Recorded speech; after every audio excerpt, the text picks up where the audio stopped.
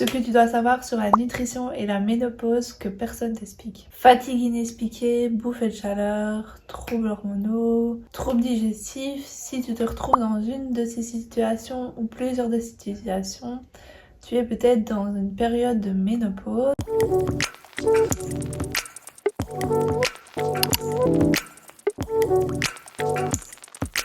Moi c'est Isaline, je suis diététicienne et je suis spécialisée dans la santé de la femme et le bien-être et j'accompagne des femmes comme toi à retrouver un bien-être dans leur corps mais également dans leur mental. Aujourd'hui on va parler de la ménopause et de la nutrition. Tout d'abord on va aborder tous les changements qui se passent dans ton corps. Après on va aborder les erreurs fréquentes que tu peux faire dans ton alimentation mais également pour ton bien-être. Et surtout ce que tu dois mettre en place pour retrouver de l'énergie, pour rééquilibrer ton corps, rééquilibrer tes hormones et surtout retrouver ton équilibre. Alors, prends-toi une petite boisson, quelque chose à manger, quelque chose à grignoter et on part ensemble. C'est parti. La ménopause, c'est pas juste la fin des règles comme on te l'a peut-être présenté, mais c'est une transition hormonale majeure où il y a un déséquilibre et une chute au niveau de tes hormones. Les deux hormones qui chutent brutalement, c'est l'œstrogène et la progestérone. L'œstrogène, ça régule ton humeur, elle régule tes cycles, elle régule ta température et participe à ta mémoire. La progestérone,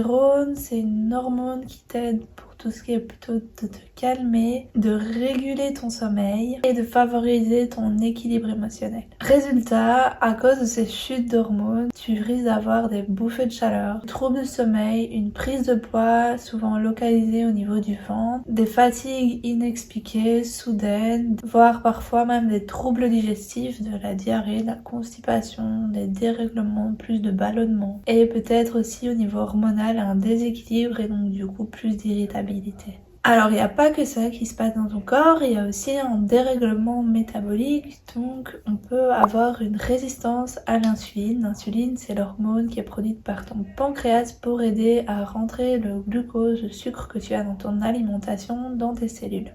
Et quand il y a une résistance à l'insuline, c'est-à-dire que du coup tes cellules n'arrivent pas bien à faire rentrer ce glucose dedans, et donc tu risques de stocker plus le sucre sous forme de graisse et de moins arriver à brûler tes graisses. Ce qui induit parfois plus de stockage au niveau du ventre. La ménopause, tu as une perte progressive de ta masse musculaire, donc c'est important de renforcer également ton apport en protéines pour soutenir cette fonte musculaire. Le fait d'avoir une perte de masse musculaire, ça diminue ton métabolisme de base, donc tu as moins de brûlage au niveau des graisses. Et donc même si tu manges de la même façon, tu as parfois une prise de poids plus importante. Également, ton taux de cortisol peut exploser, peut monter. Le cortisol, c'est l'hormone qui est produite par le stress, des situations stressantes. Sens-tu tout ce qui est prise de poids, tout ce qui est problème d'endormissement. En gros, ton corps subit un gros chamboulement, un gros déséquilibre et donc si tu continues à manger de la même façon, à bouger de la même façon, suivre les mêmes habitudes alimentaires qui peuvent être parfois déséquilibrées, tu risques de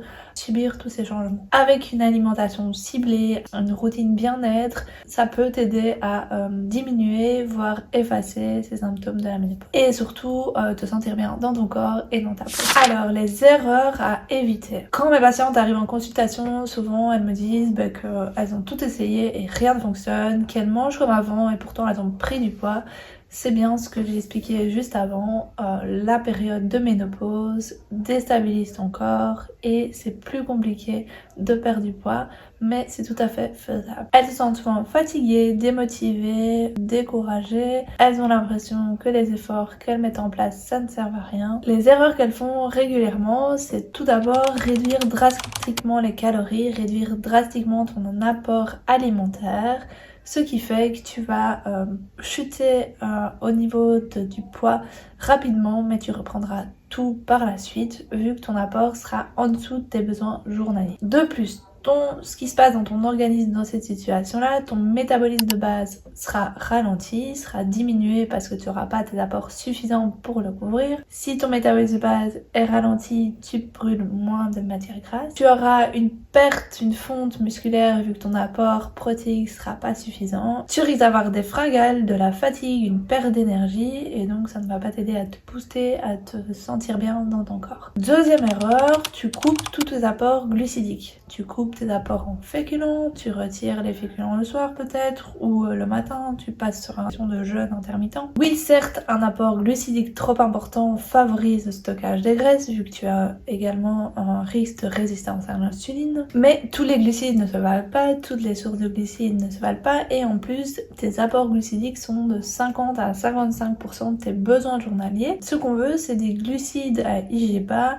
en quantité contrôlée, qui vont apporter des fibres et qui vont éviter des pics de glycémie. Trouver des alternatives à tes glucides classiques raffinés par des glucides plutôt complets. L'erreur numéro 3, c'est négliger tes apports en protéines et en lipides.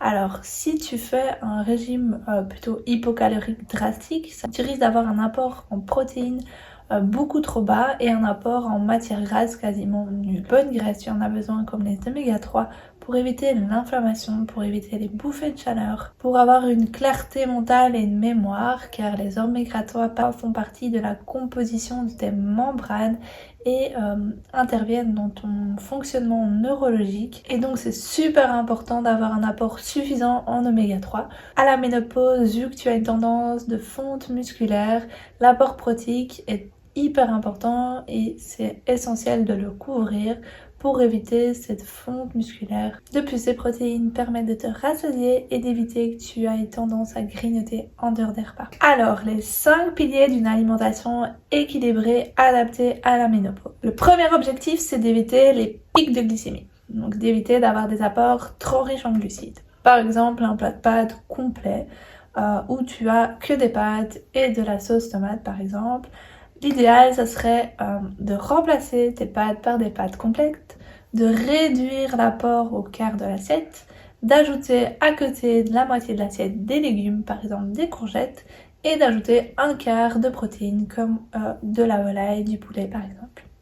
Ce qui te permettra d'avoir une assiette totalement équilibrée, d'avoir cet apport glucidique contrôlé et complet pour éviter ce pic de glycémie. Quelques petites astuces. Donc l'idéal c'est d'aller vers des sources de glucides à IG bas, d'avoir un apport plutôt protéique également déjà dès le matin, donc un petit déjeuner soit salé, soit sucré mais avec suffisamment de protéines comme ces déjeuners-ci, d'avoir des repas riches en fibres, donc d'avoir suffisamment de légumes, de fibres, c'est super important de manger des légumes au moins 2 fois par jour et entre les repas d'éviter les collations plutôt sucrées, les biscuits, les bonbons, même les fruits seuls, de toujours compléter avec un apport en bonne graisse ou en protéines. Alors, objectif numéro 2, pour maintenir ta masse musculaire, avoir un apport protéique suffisant.